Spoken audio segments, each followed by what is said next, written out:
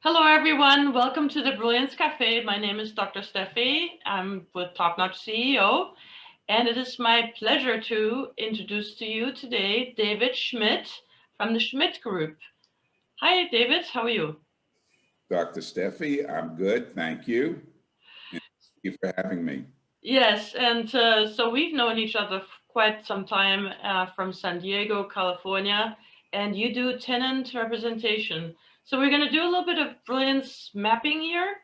And the first question, of course, is what is your brilliance, David? Tell us a little bit about what you do and what your brilliance is.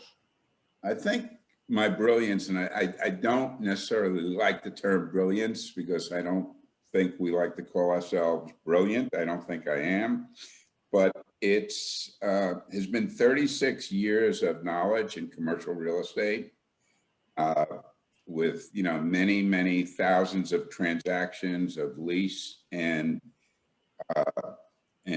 purchase of commercial real estate.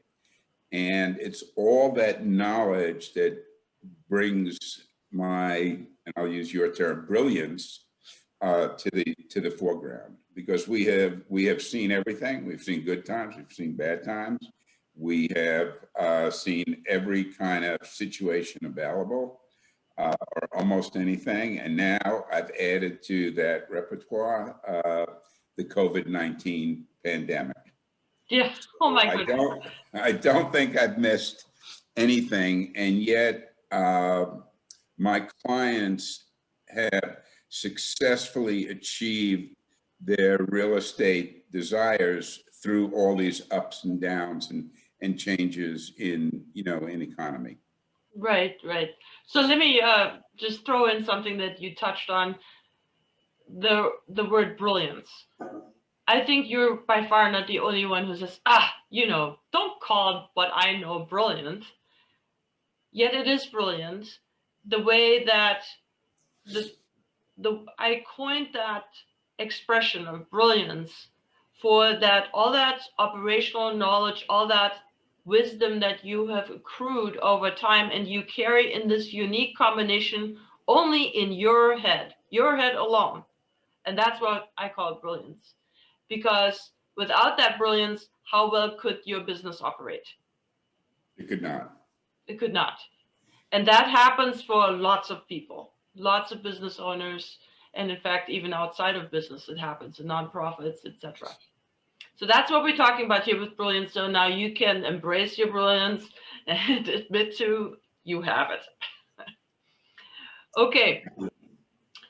And the way that I have come to understand what you do in a sort of completely layman's term is that, let me try this out for size here, is that in business, we often, of course, need real estate, especially if we're not just working from home, then we need real estate. And our real estate expenses are among the highest expenses that a business has other than labor. And yet we walk into real estate transactions without any sort of help, and we don't know what we don't know unless we get someone like you involved. Tenant representation.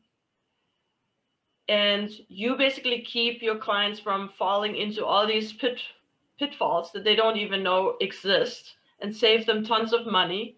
And to top it all off, it doesn't even cost them anything to employ you. Correct. What a bargain. Correct. It is. And all the years of experience tied up in that. Right. So let's dig a little deeper. If you had to pull brilliance out of your head and make it visible, I know we don't have enough time to pull it all out, but let's pull out a couple of examples. What is some brilliance that you couldn't necessarily find in any textbook? Maybe one way to access it would be to say, man, if I had a textbook that were to teach me all the things that I now know, what should be in it? I think what should be in it is an understanding of what you are committing to and what you expect.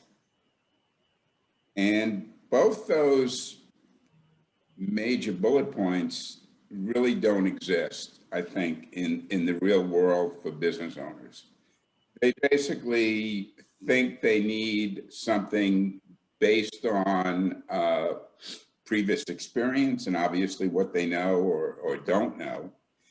And then they jump into it thinking that it's a, it's a very simple deal. I'm going to lease space or buy a building, and this is the rent, and the landlord is very kind in, reducing the rent for me and giving me a couple of other concessions. But you don't know, since you don't deal in that environment on a full-time basis, other than maybe every 3 or 5 years or 7 years, you don't understand the nuances of the market. You don't know what a good deal is. You don't know what your true space needs are. A lot of times tenants will lease space and then all of a sudden call me up and say, hey, can you help me get rid of some of my square footage? Help me lease it out to somebody else because we don't need all of it. We expected to expand, but it didn't happen. COVID came along, or this happened or that happened, and we don't need all our space. So the mistakes that can happen are not visible, and they may not, surface to the top, for 6 months or a year or longer. But we try to avoid those things by understanding what our clients want and then delivering to them probably more than what they expected. Yes. Well, David, let me ask you another question. So you have all this brilliance, and basically it is this whole humongous bandwidth of what can happen, what pitfalls, what opportunities are these buyers or leasers overlooking, because that's just not what they do on a daily basis.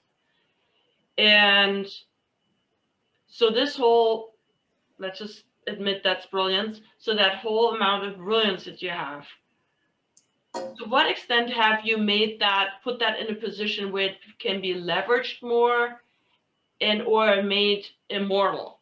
In other words, have you trained other people with it? Have you written it all down in some way, created videos of it, or anything like that? What's the current status? It's all in my head. Yes, all in your head. Okay. Sadly enough, it's actually the art of negotiation. Mm-hmm. Understanding that you're not emotionally involved as the representative of the lessee or the buyer. Mm-hmm. We only represent business owners. We don't represent landlords. So we don't have any conflicts of interest. I have been a landlord in Texas and in San Diego, so I understand both modalities here. Mm-hmm. And that gives me an advantage, but it is negotiation. And, right. There's a lot of books written on the art of negotiation. I have read a lot of books on negotiation, but you still have to be, quick on your feet when you are discussing somebody else's, potential liabilities. And, absolutely. And the art of negotiation that you've read about in other books were not necessarily with respect to commercial real estate, and also not necessarily written from the perspective of someone who's been a landlord and now represents buyers or leasers. Right. Which is a pretty unique positioning. It is, and it's one that I have chose. I actually, in 1984, entered the commercial real estate industry and worked in Dallas, Texas, alongside of Roger Staubach, who some of you, may know or may not know, is the famed quarterback for the Dallas Cowboys. But he started a tenant rep company. I was not part of that, but we had collaborated on a lot of deals together. And I look at us as pioneers in the tenant rep industry. And I chose to be on the side of the business owner because that's more of where my interest lies. I don't want to represent landlords. I don't want to put signs up on properties that, you know, that I control or my company controls. So there's a, you know, there's a big difference in that kind of mentality. So I do work with a lot of pioneers.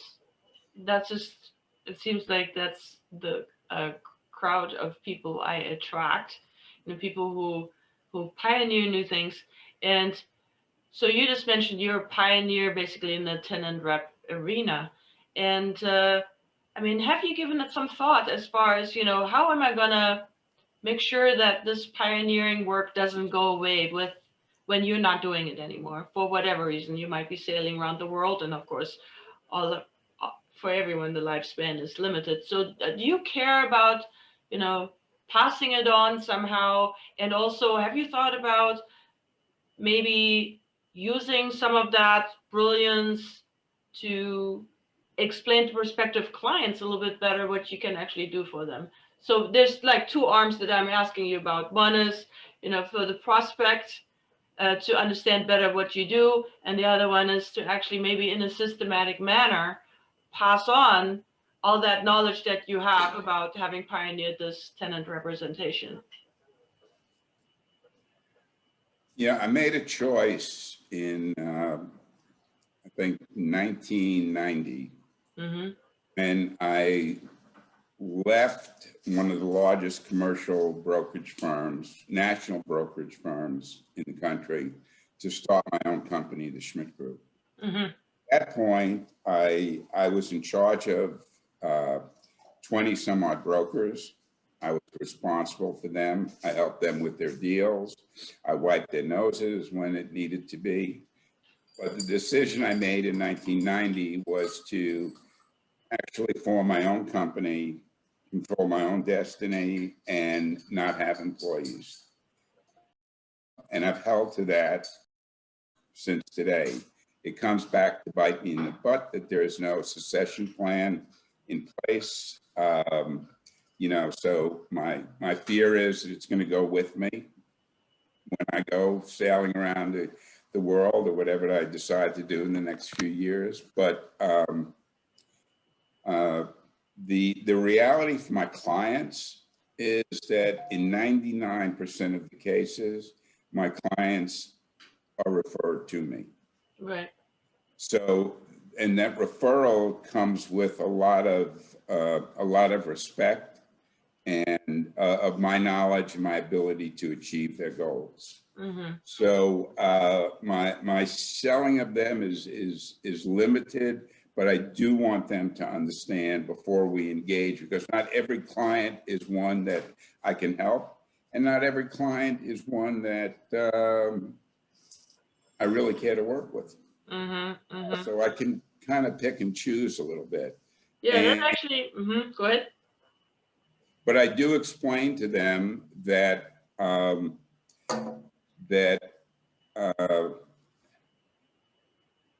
how I can bring added value to what they're trying to accomplish. So as a brilliance extractor, here are a couple, you know, I have done this now with quite a few different people. And what I do is really industry agnostic, and it's more situation specific. Like if there's a transition point, an inflection point, where someone maybe realizes, oh, you know, I want to do more with that brilliance that I have rattling around in my head, and maybe cares about it not taking it to the grave. So for you, there's a couple of thoughts that come through my mind. One is that, what do you think about the possibility of you know, doing a little bit of brilliance extraction around the onboarding conversation, where, you know, you figure out is this really the right client, and giving the client the right amount of information they need to decide as well, you know, whether this is right for them and what value you bring. So that would be one. And then the second one is that nowadays, especially in the post-COVID or hopefully soon post-COVID era, there is now so much opportunity to utilize knowledge that's been put into knowledge systems in a way that doesn't involve employees. Have you thought of that? No, What are your thoughts on that, I should say? I think I'm open to that.